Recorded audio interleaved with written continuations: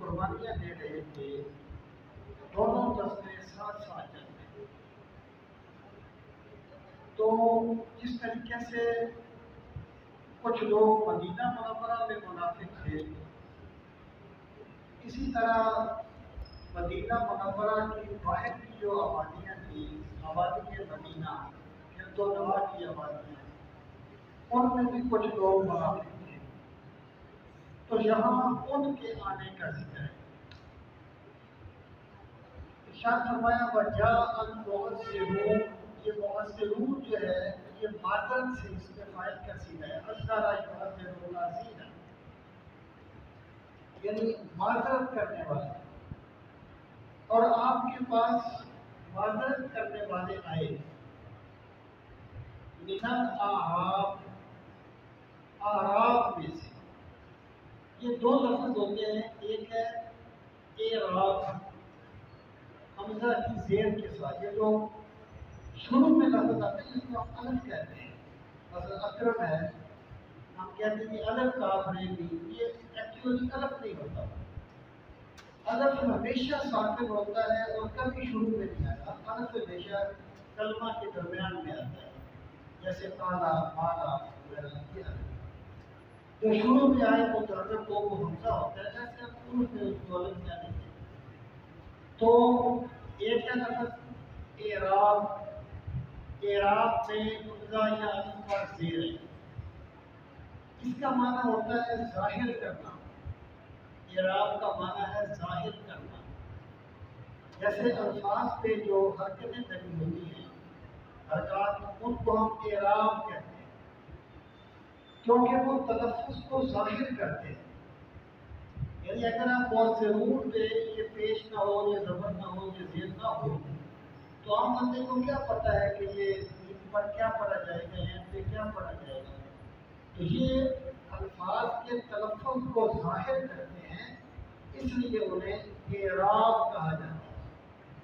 دوسرا لفظ ہے اعراب، جو یہاں پر الف کی زبر کے ساتھ ہے، اس کا یہ عرب کی جمع ہے، اس کا معنی ہے بدو، یعنی دیہاتی لوگ، یہ خیموں میں رہنے والے، یہ باہر آبادیوں میں رہنے والے لوگ، جو شہری نہ، تو یہاں اس سے مراد ہو وَجَاءَ الْمُعَذِّرُونَ مِنَ الْأَعْرَابِ، کہ بدوؤں میں سے معذرت کرنے والے لوگ آ گئے، اس لیے آ گئے لِيُؤْذَنَ لَهُمْ، تاکہ اجازت دی جائے، لَهُمْ انہیں، تاکہ سرکار انہیں اجازت دیتے ہیں کہ آپ نہ جائیں جہاد میں، آپ کی بڑی مجبوریاں ہیں۔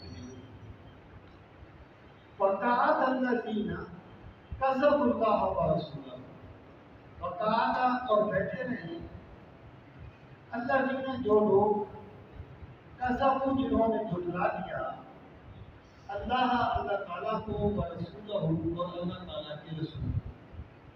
یعنی اصولی طور پہ اگر انہیں قدر ہوتی کہ رسول کریم صلی اللہ تعالیٰ علیہ وآلہ وسلم کا وجود مصمود ہمارے لیے کتنی بڑی اللہ کی نعمت ہے، تو پھر یہ بہانے کر کے گھروں میں نہ بیٹھے رہتے، بلکہ اپنی جانیں نچھاور کر دیتے رسول کریم علیہ السلام کے اشارہ ابرو پر۔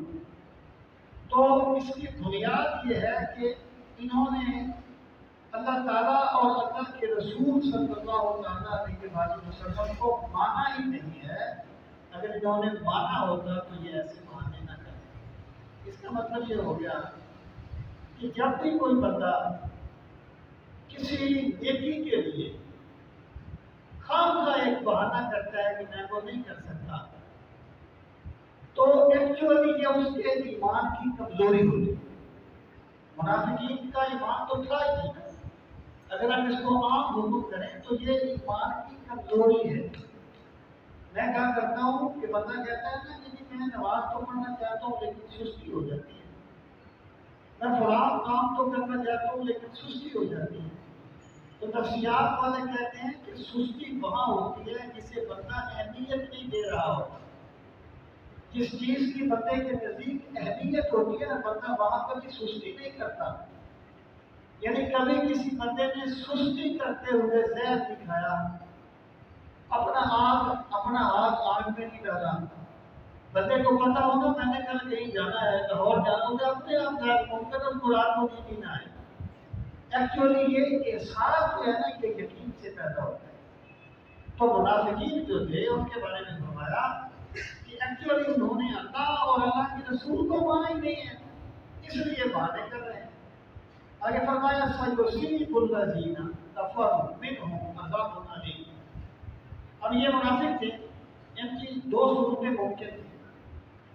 ایک صورت یہ تھی کہ ان میں سے ممکن ہے کچھ لوگ ایمان لے آئے، ان میں سے کچھ لوگ ایمان لے آئے، اور دوسری یہ تھی کہ وہ اپنے نفاق والی کرتے رہے۔ تو اللہ پاک نے یہاں پر دونوں کو ملحوظ خاطر رکھتے ہوئے یا دونوں کا حکم بیان کرتے ہوئے ارشاد فرمایا سَيُصِيبُ، سین جو ہے نا یہ مضارع کو قریب کرنے کے لیے آتا ہے۔ اصابہ یصیبو کا معنی ہے پہنچنا، سَيُصِيبُ ان قریب پہنچے گا، الذین ان لوگوں کو کفروا جنہوں نے کفر کیا، منہم ان میں سے، یعنی جو کفر پر ڈٹ گئے، یعنی منافق سارے کافر تھے نا۔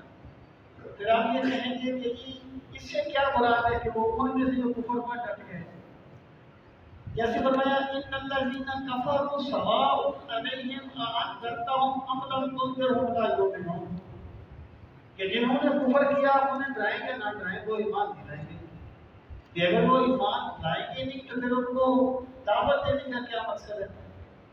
اور کیا یہ زمینی حقیقت نہیں ہے کہ بہت سے کافر ایمان لے آئے تھے؟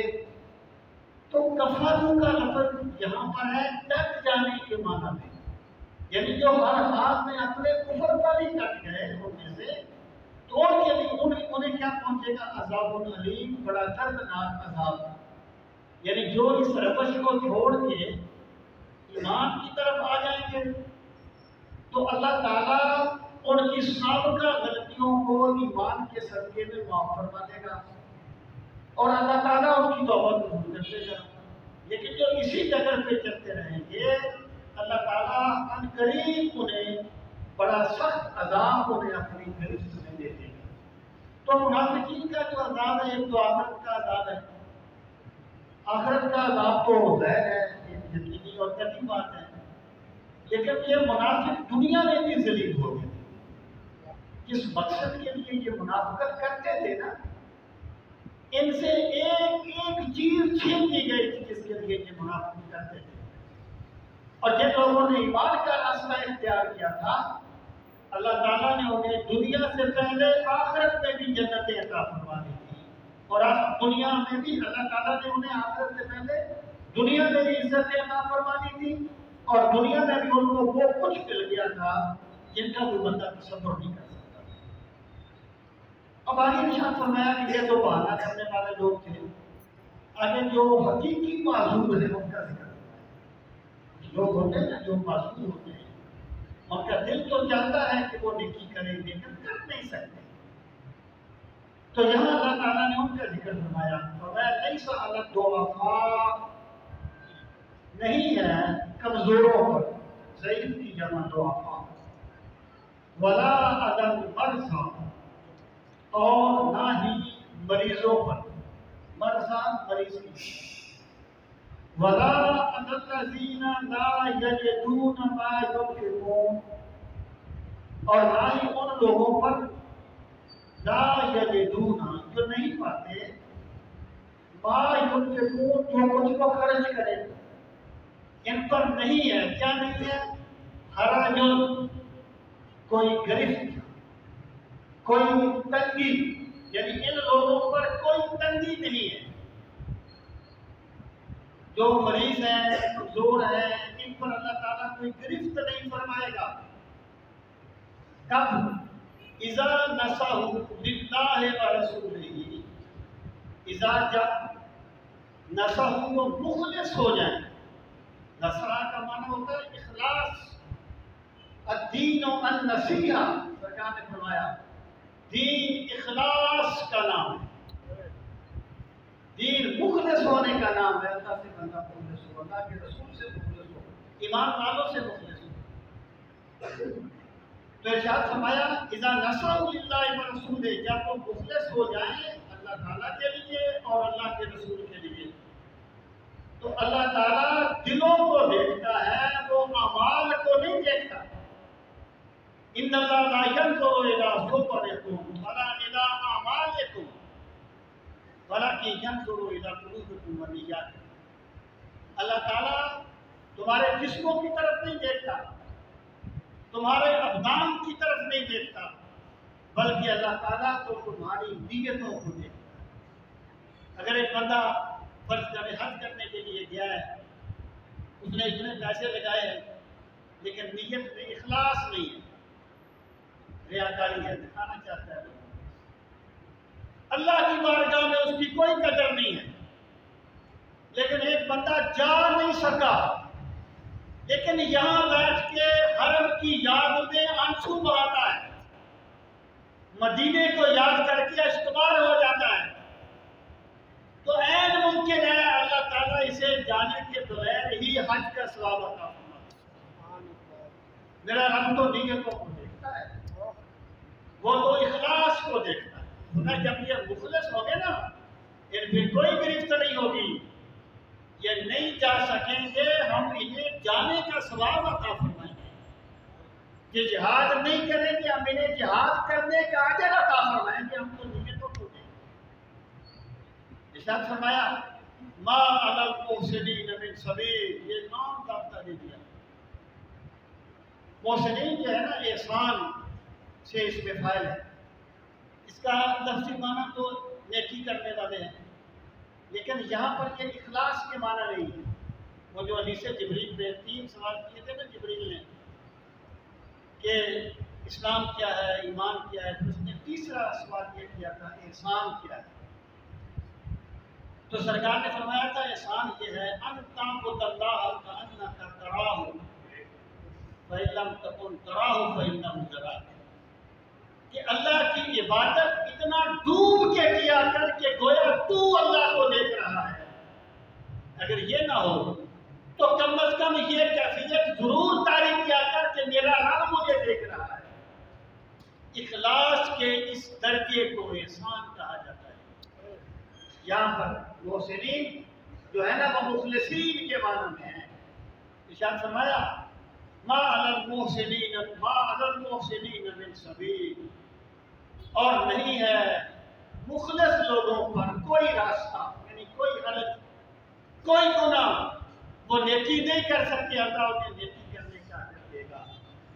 وہ ایک صحابی کے بارے میں آتا ہے نا کہ ایک مرتبہ سرکار نے اعلان فرمایا کہ لوگوں جہاد کے لیے جانا ہے، اللہ کی راہ میں خرچ کرو، تو وہ غریب تھے، ان کے پاس کچھ نہیں تھا۔ انہوں نے رات کو اپنا مسلح بٹھایا، نوافل پڑھے اور پھر اللہ سے دعا مانگی، کہنے لگے میرے مالک رسول کریم صلی اللہ علیہ وسلم نے ہمیں حکم دیا ہے ہم اللہ کی راہ میں مال خرچ کریں۔ میرے مالک میرے پاس مال خرچ کرنے کو ہے تو کچھ نہیں، میرے مولا میں بھی ایک صدقہ کرتا ہوں، تو اسے قبول فرما۔ پروردگار عالم فلاں بندے نے فلاں دن مجھے برا بلا کہا تھا، میں تیری رضا کے لیے اسے معاف کرتا ہوں۔ فلاں بندے نے میری توہین کی تھی، میں تیری رضا کے لیے اسے معاف کرتا ہوں۔ تو جب وہ دوسرے دن سرکار کی بارگاہ میں گئے، یہ تو معاملہ تو اللہ اور بندے کا تھا نا، تو جا کے بیٹھ گئے تو سرکار نے فرمایا وہ گزشتہ رات کو صدقہ کرنے والا تھا، اسے تو نہیں علم تھا، وہ بیٹھا ہوا۔ پھر سرکار نے فرمایا وہ گزشتہ رات کو صدقہ کرنے والا کہاں ہے؟ وہ اٹھ کے کھڑا ہو گیا تو سرکار نے فرمایا مبارک ہو، اللہ نے تیرے صدقے کو قبول فرما لیا۔ سبحان اللہ، میرا خدا تو نیتوں کو دیکھتا ہے، وہ اخلاص کو دیکھتا ہے۔ ما علی المحسنین من سبیل، جس میں اخلاص ہوگا وہ کام کرے گا تو اللہ اسے اجر دے گا، اگر کام نہیں کر سکے گا تو اللہ اسے پھر بھی اجر دے گا۔ واللہ غفور رحیم، اور اللہ تعالیٰ تو بہت زیادہ بخشنے والا اور بے حد رحم فرمانے والا ہے۔ آگے ارشاد فرمایا ان پر کوئی حق نہیں ہے، دوسرے بندوں کا ذکر کیا، وَلَا عَلَى الَّذِينَ إِذَا مَا أَتَوْكَ لِتَحْمِلَهُمْ، وَلَا یعنی لا حرج، کوئی حرج نہیں ہے، عَلَى الَّذِينَ ان لوگوں پر، اذا جب، ما جو، اتوکا آپ کے پاس آئے، عطا یاتی اتیان کا معنی آنا، اتو جمع کا صیغہ ہے، آئے کا آپ کے پاس، اس لیے آئے لِتَحْمِلَهُمْ، اس لیے آئے کہ اے اللہ کے رسول صلی اللہ علیہ وسلم، ہم چاہتے ہیں کہ ہم بھی آپ کی معیت میں جہاد کے لیے جائیں، ہم بھی جہاد کی مشقتیں برداشت کریں، لیکن ہمارے پاس سواری نہیں ہے، ہمارے پاس جہاد کے وسائل نہیں ہیں، تو اس لیے آپ کی خدمت میں حاضر ہوئے کہ تحملہم، تاکہ آپ انہیں سواری مہیا کر دیں۔ قلت، آپ نے فرمایا، لا اجد ما احملکم، میں نہیں پاتا ہو کہ میں تمہاری سواری کا بندوبست کروں، علیہ اس پر، یعنی بیت المال میں کوئی سواریاں نہیں ہیں۔ آپ اندازہ کیجئے، یہ صحابہ کرام کا اخلاص ہے، اور یہ ان کی مالی حالت ہے کہ 9 لوگ تھے انصار میں سے جو سرکار کی بارگاہ میں آئے۔ اللہ پاک فرماتا اب ذرا ان کا اخلاص دیکھیے، یعنی وہ خوش نہیں ہوئے، چلو اچھا ہوگا موقع مل گیا، جہاد میں نہیں جائیں گے، بڑی گرمی ہے، کھجوریں پکنے کا موسم ہے، بڑی گرمی ہے، روم کی طاقت سے مقابلہ ہے، اچھا ہوا ہمیں بہانہ مل گیا، وہ خوش نہیں ہوئے۔ اللہ فرماتا ہے تولو، وہ واپس پلٹے، اور حالت کیا تھی؟ فَآیُنُهُمْ، آیُن عین کی جمع ہے، ہم ان کی آنکھیں، تفیض و اشکبار تھی، رو رہے تھے وہ، ان کی آنکھیں اشکبار تھی، من الدم، آنسوؤں کی وجہ سے، یعنی جب وہ واپس پلٹے نا تو وہ رو رہے تھے کہ ہم جہاد پر جانے سے معروف رہ گئے، ہم اپنی غربت کی وجہ سے سرکار کی معیت میں جہاد پر نہیں جا سکتے۔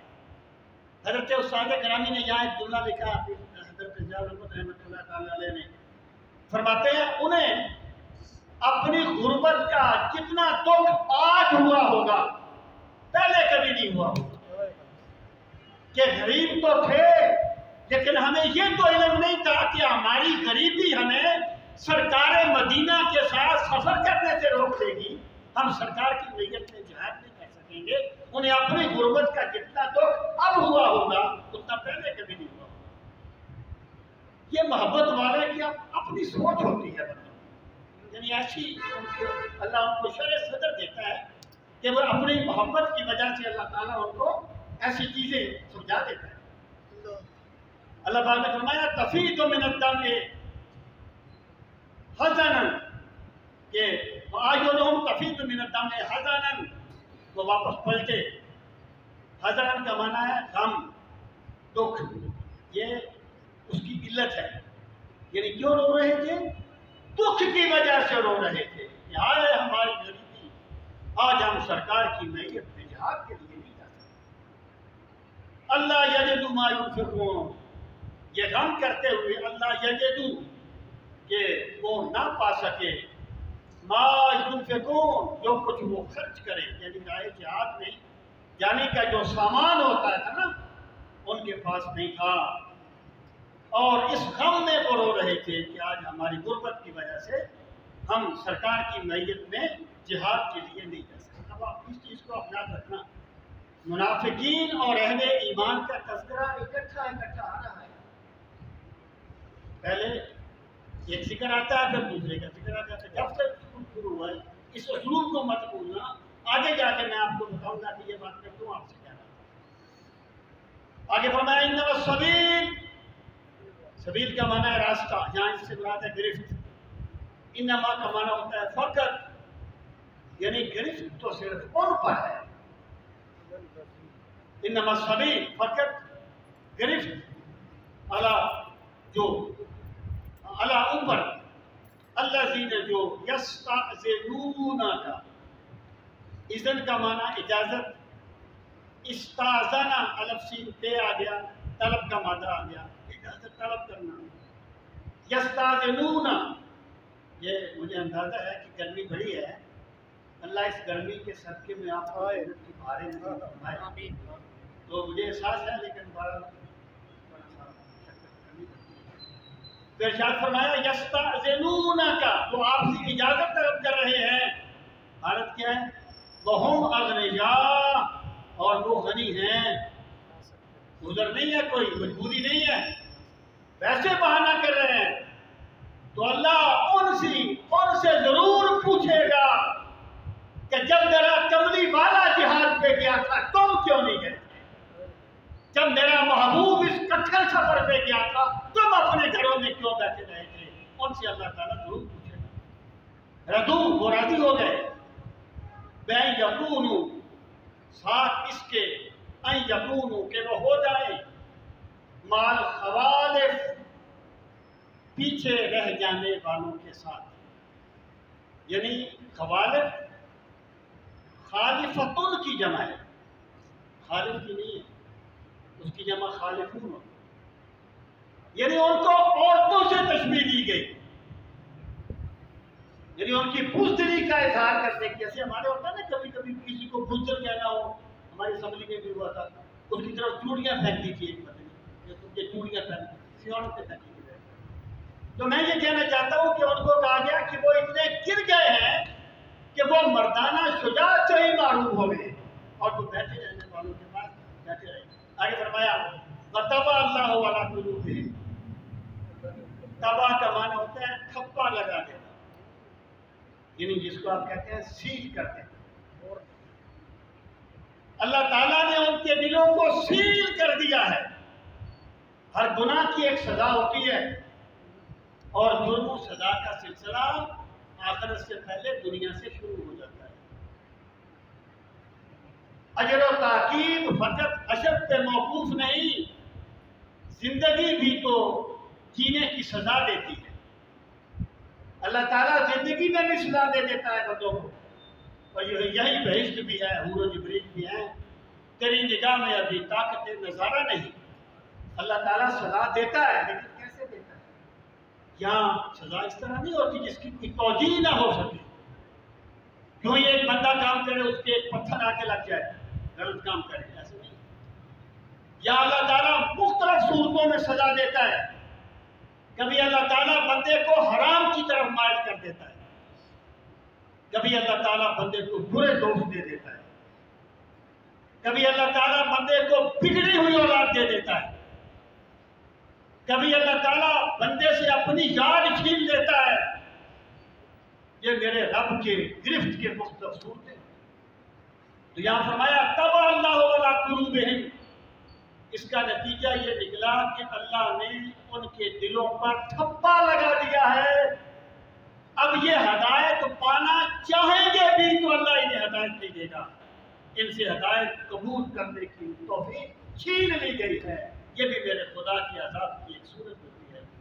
فرمایا فَهُمْ لَا يَعْلَمُونَ، لیکن وہ اس بات کو جانتے نہیں ہیں۔ ان کا خیال کیا ہم نے بڑی عقل مندی کا مظاہرہ کیا۔ دیکھیں، اگر ایک بندہ اس کا نقصان ہو، اسے اپنے نقصان کا احساس ہو جائے تو وہ اپنے نقصان کو پورا کرنے کی کوشش کرتا ہے۔ لیکن اگر ایک بندے کا نقصان ہو اور وہ یہ سمجھے کہ میں بڑے فائدے میں ہوں تو اس کے سنورنے کی کوئی صورت نہیں ہے۔ تو جب اللہ تعالیٰ کسی سے گناہ کا شعور چھین لیتا ہے تو یہ میرے رب کی سخت ترین سزاؤں میں سے ایک سزا ہے۔ فرمایا فَهُمْ لَا يَعْلَمُونَ، اور وہ جانتے نہیں۔ يَعْتَذِرُونَ عَلَيْكُمْ إِذَا رَجَعْتُمْ إِلَيْهِمْ، اب ایمان والوں سے فرمایا يَعْتَذِرُونَ، وہ معذرت کریں گے الیکم تمہارے پاس، اذا رجعتم جب تم لوٹو گے، الیہم ان کی طرف، جب تم واپس جاؤ گے نا غزوہ تبوک سے، پھر وہ تمہارے پاس آئیں گے منافق اور معذرت کریں گے کہ بڑی مجبوری بن گئی تھی، ورنہ میں بھی چاہتا تھا جہاد میں جاؤں، ارادہ تو بڑا تھا، بس فلاں مشکل پیش آئی۔ کل آپ فرما دیجیے لا تعتذروا، مت کیجیے معذرت، لن نؤمن لکم، یہ جو نؤمن ہوتا ہے نا امینا، اگر اس کے بعد بے آئے جیسے آمنت باللہ، اس کا معنی ہوتا ہے ایمان لانا۔ اگر اس کا صلہ، اس کو پراپوزیشن کہتے ہیں انگلش میں، اگر اس کا صلہ لام آئے تو اس کا معنی ہوتا ہے یقین کرنا۔ تو جہاں یہ یقین کرنے کے معنی ہے لن نؤمن لکم، ہم تمہاری بات کا یقین نہیں کریں گے، ہم تمہاری بات کا کبھی بھی یقین نہیں کریں گے۔ کیوں نہیں کریں گے؟ قد نبأنا اللہ من اخبارکم، دھوکہ تو اسے دو جس کے شامل حال رب کی نصرت نہ ہو۔ تم جو کچھ بھی کرتے ہو ہمیں ہمارے رب نے ہر چیز بتا دی ہے، اس لیے ہم تمہاری کسی بات پر کوئی اعتبار نہیں کریں گے۔ قد نبأنا اللہ، تحقیق خبر دے دی ہے ہمیں، نبا خبر دینا، نہ ہمیں اللہ و اللہ تعالیٰ نے کس چیز کی، من اخبارکم، تمہاری خبروں کی، تم جو کچھ بھی کرتے ہو نا ہمارے رب نے ہمیں ہر چیز بتا دی ہے۔ وَسَيَرَ اللَّهُ عَمَلَكُمْ وَرَسُولُهُ، سین وزارت کو قریب کرنے کے لیے، اور ان قریب دیکھیں گے، دیکھے گا، ذرا دیکھنا اللہ و تعالیٰ عملکم، تمہارا کام، وَرَسُولُهُ، اور اللہ کا رسول بھی دیکھے گا تمہارے کاموں کو، یعنی تمہارے رویے بتا دیں گے کہ تم میں ایمان نہیں ہے، تمہاری آئندہ زندگی بتا دے گی کہ تم جھوٹ بول رہے ہو، یا اس کا مطلب کیا ہے، یا تم آ رہے ہو نا معذرت کر رہے، تو اگر تم واقعی شرمندہ ہو تو تمہاری اگلی زندگی بتا دے گی کہ تم نے ایمان قبول کر لیا ہے، اللہ اور اللہ کا رسول تمہارے اعمال کو دیکھے گا۔ پھر فرمایا ثم تردون الی عالم الغیب والشہادہ، پھر تم نے دنیا میں سدا تھوڑی بیٹھے رہنا، ثم پھر تردون، تم لوٹائے جاؤ گے، الی طرف عالم الغیب، اس ذات کی طرف جو غیب کو جاننے والا ہے، والشہادہ، اور شہادت کو، اس سے مراد اللہ تعالیٰ کی ذات۔ غیب کیا ہوتا ہے؟ جو چیز حواس خمسہ اور عقل کے دائرے میں نہیں آتی وہ غیب ہے۔ فرشتے نہ عقل کے دائرے میں آتے ہیں نہ حواس خمسہ میں، پیغمبروں نے ہمیں نہ بتایا ہوتا کہ فرشتے ہیں، ہم نہ جان سکتے کہ فرشتے ہیں، یہ غیب ہے۔ شہادت کیا ہے؟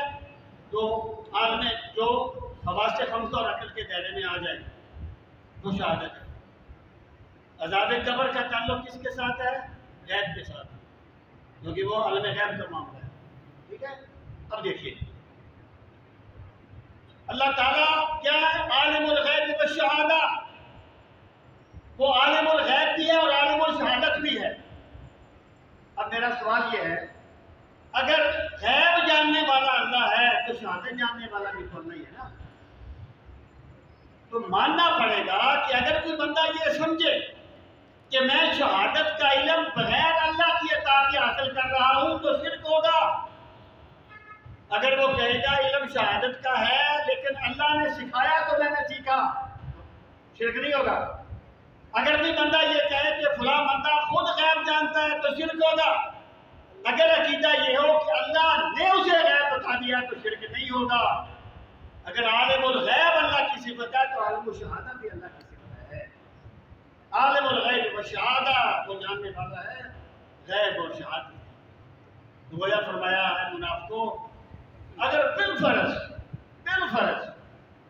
تم کسی کو دھوکہ دے بھی دو تو ایک دن اس رب کی بارگاہ میں تو جانا ہے نا جس سے کچھ بھی چھپا ہوا نہیں، جس کے علم محیط کا عالم یہ ہے کہ تمہارے دل میں خیال بعد میں پیدا ہوتا ہے تو اسے پہلے جب عالم الغیب والشہادہ فینبئکم، پس وہ تمہیں خبر دے گا بما کنتم تعملون، اس چیز کی جو کچھ تم کیا کرتے تھے۔ اللہ ایک ایک تمہارا عمل تمہیں بتا دے گا کہ تم نے کیا کیا۔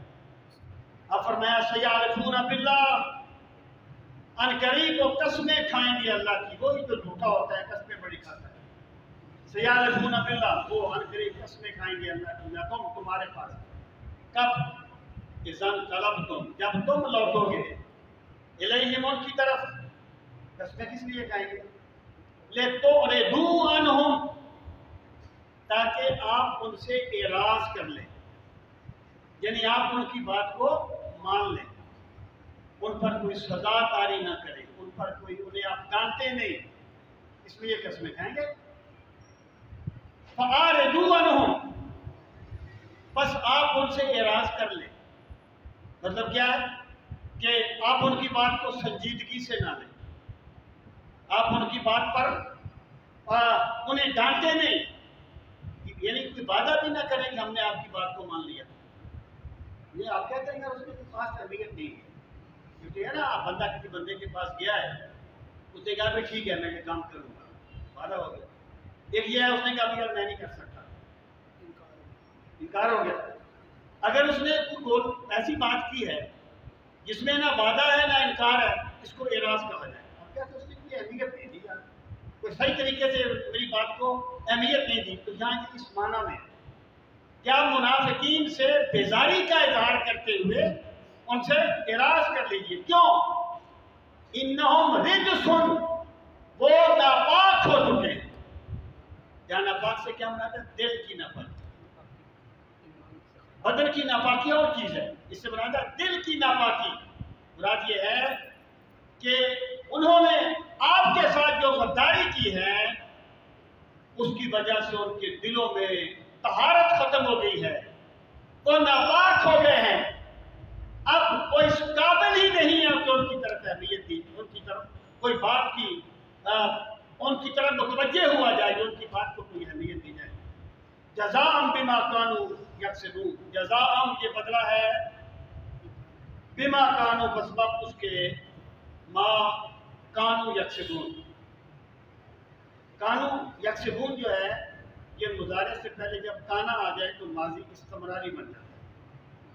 ما کا معنی جو ہے مطلب کیا ہے، جو کچھ وہ کیا کرتے تھے نا ان کا بدلہ ہے کہ اللہ نے ان کے دلوں پر خباثت کو مسلط کر دیا ہے، اب ان کے دلوں میں گناہ محبوب ہو گئے ہیں، ان کے دلوں میں نیکی کی طرف رغبت ختم ہو گیا، لگاؤ ختم ہو گیا ہے۔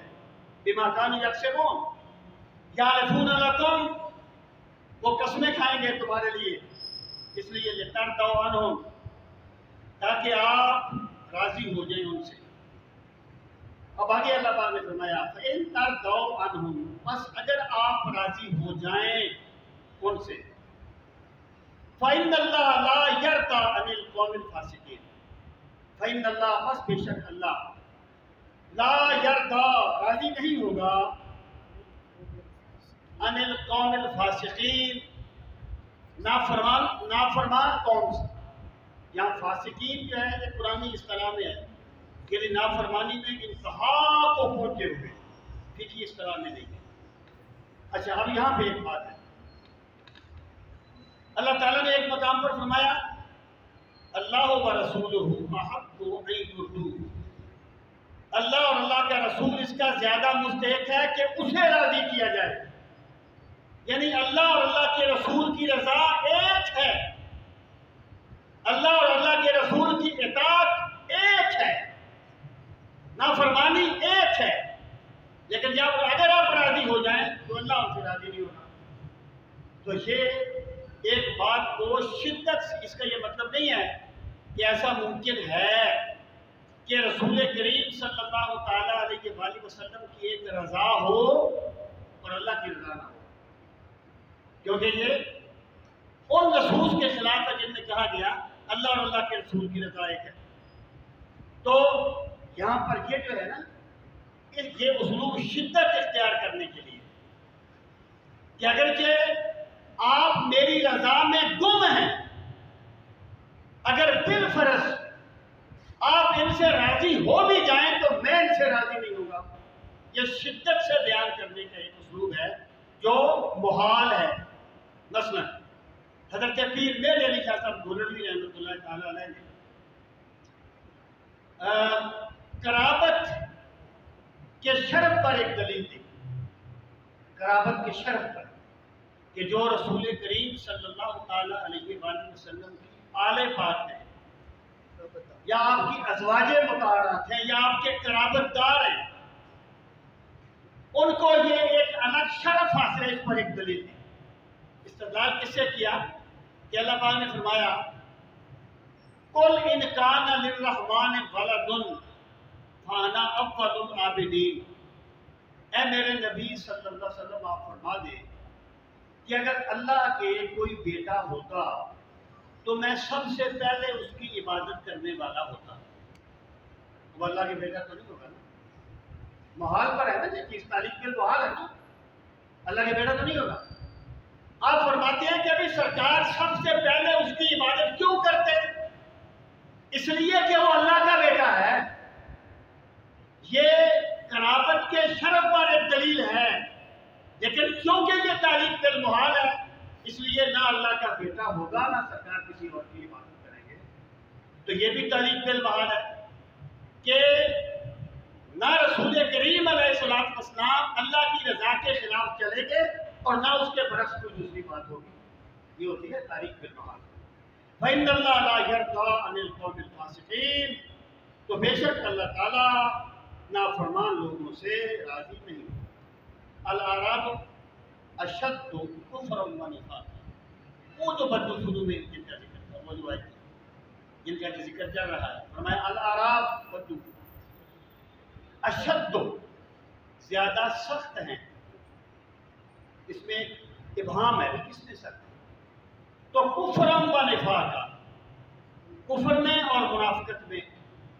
یعنی جو دیکھیں یہ جو لوگ ہوتے ہیں نا علم سے دور، ان میں شدت بہت زیادہ ہوتی ہے. یہ جو طالبان تھے نا، یہ طالبان کہہ رہا ہوں، یہ جو خوارج تھے، طالبان بھی انہیں کی سرائے بات ہے، ایک الگ بات ہے، میں اس میں نہیں بات کرنا چاہتا. خوارج جو تھے ان میں شدت کیوں آئی تھی؟ ان میں شدت اس لیے آئی تھی کہ وہ دیہاتوں کے رہنے والے تہذیب و تمدن سے دور تھے. یعنی آپ محسوس کرتے ہیں کہ جو لوگ شہر میں ہوتے ہیں یا جن کو کوئی تعلیم و تربیت جن کی بلند ہوتی ہے، ان کا مزاج مختلف ہوتا ہے اس بندے سے جو بالکل اجٹ ہوتا ہے. ان میں شدت بہت زیادہ ہوتی ہے. یہاں اللہ تعالیٰ نے فرمایا کہ یہ جو بدو ہے نا، یہ جو دیہاتوں سے آئے ہیں، یہ زیادہ سخت ہیں کفر میں بھی اور نفاق میں بھی. کیوں؟ واجدارو، اور یہ زیادہ اس لائق ہیں اللہ یعلم حدود ما انزل اللہ ولا رسول. اللہ یعلم کہ وہ نہ جانے حدود ما انزل اللہ، جو کچھ نازل کیا اللہ تعالیٰ نے، اللہ رسول ہی اپنے رسول صلی اللہ علیہ وسلم. کیوں؟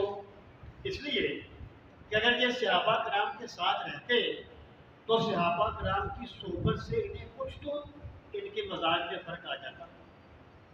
یعنی صالحین کی صحبت کا بھی تو ایک فیض ہوتا ہے نا.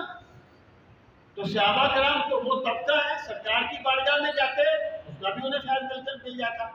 لیکن کیونکہ یہ دور رہے ہیں، صحبت سے دور رہے ہیں، اس لیے اس کا لازمی نتیجہ یہ ہے ان میں شدت آئے گی، کفر میں بھی شدت آئے گی اور نفاق میں بھی شدت آئے گی.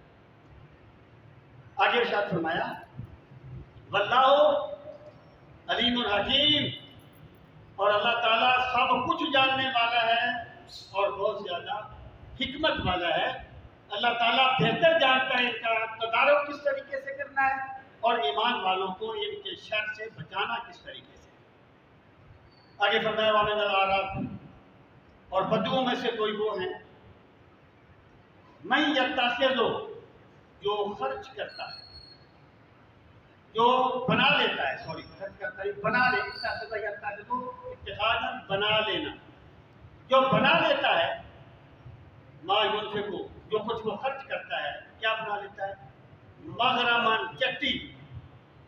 یعنی اگر کچھ رائے خدا میں دیتا ہے نا تو کشادہ دلی کے ساتھ نہیں دیتا کہ میں نے اپنا مال اپنے قریب رب کے نام پہ لوٹا دیا ہے. انہیں یہ نہیں دیتا. وہ خوش دلی کے ساتھ نہیں دیتے بلکہ وہ اس خرچ کرنے کو تاوان سمجھتے ہیں, ایک چٹی سمجھتے ہیں. سرکار نے قیامت کی نشانیوں میں سے یہ بھی بیان فرمایا تھا کہ اس وقت لوگ زکوٰۃ کو تاوان سمجھیں گے کہ کیا چٹی ہمیں بھرنی پڑ گئی ہے زکوٰۃ دینے کی. قیامت کی بہت سی نشانیوں میں سے ایک نشانی یہ ہے. تو ارشاد فرمایا ما ينفق مغرما, جس کو وہ خرچ کرتے ہیں اسے تاوان بنا لیتے ہیں. وَيَتَرَبَّصُ بِكُمُ الدَّوَائِرَ, تربص انتظار کو کہتے ہیں. تربص انتظار. فَلْيَتَرَبَّصْنَ, وہ روکیں اپنے آپ کو, انتظار کرائیں. یتربص وہ انتظار کرتے ہیں. لَكُمْ بِكُمْ تمہارے ساتھ اس کا. الدوائر دائرۃ کی جمع ہے گردش روزگار. یعنی یہ اس چیز کے منتظر ہیں کہ مسلمانوں پر بھی برا وقت آ جائے. جب سرکار گئے تھے نا یہ غزوہ تبوک کے لیے, اس وقت تو یہ بڑے خوش تھے کہ اب تو جناب روم کے بادشاہ سے ٹکر ہے, اب تو اس طریقے سے ہو جائے گا, مسلمانوں کا نام و نشان مٹ جائے گا. اس کا مطلب یہ ہے مسلمانوں کے لیے برے کام پر خوش ہونے کی امید رکھنا یہ بھی منافقت کا طریقہ ہے, یہ بھی منافقین کی علامت ہے. جسے اللہ ایمان دے دیتا ہے وہ دوسروں کی خوشی سے خوش ہوتا ہے اور دوسروں کی کامیابی سے اللہ اسے خوشی نصیب کرتا ہے. تو ارشاد فرمایا یتربص بکم الدوائر, وہ انتظار کرتے ہیں تمہارے لیے گردش روزگار کا. علیہم دائرۃ السوء, اللہ فرماتا ہے اللہ ایمان والوں کو رسوا نہیں کرے گا, رسوائی ان پر آئے گی, وہ ذلتیں ان پر آئیں گی. علیہم ان پر ہے دائرۃ السوء, برائی کا دائرہ, برائی کی گردش. واللہ سمیع علیم, اور اللہ تعالیٰ سب کچھ سننے والا اور سب کچھ جاننے والا. ومن الاعراب, اور بدوؤں میں سے کچھ وہ ہے, یعنی سارے نہیں ہیں جیسے, سارے ایک جیسے نہیں ہیں. تو اب اللہ پاک نے ان کا ذکر فرمایا جو ہے تو بدو, لیکن اللہ نے انہیں خالص ایمان نصیب فرمایا ہے. جو جس بندے کے مزاج میں سختی ہے وہ اگر نفاق میں سخت ہے تو ایمان میں بھی تو انتہا پہ ہوگا نا, ان کا ایمان بھی تو پھر اتنے ہوگا نا. سرکار نے فرمایا الناس کالمعادن خیارہم فی الجاہلیت خیارہم فی الاسلام, لوگ معدنیات کی طرح ہیں. جو زمانہ جاہلیت میں بہتر انسان تھے وہی اسلام میں بہتر مسلمان بن گئے. بندے کی صلاحیت ہوتی ہے نا, خداداد صلاحیت, فطرتی صلاحیت ہوتی ہے. تو ارشاد فرمایا ومن الاعراب, اور بدوؤں میں سے کچھ وہ ہیں من یؤمن باللہ, یہاں پر بے آ گیا, جو ایمان لاتے ہیں اللہ پر, والیوم الآخر, اور ایمان لاتے ہیں آخرت کے دن پر.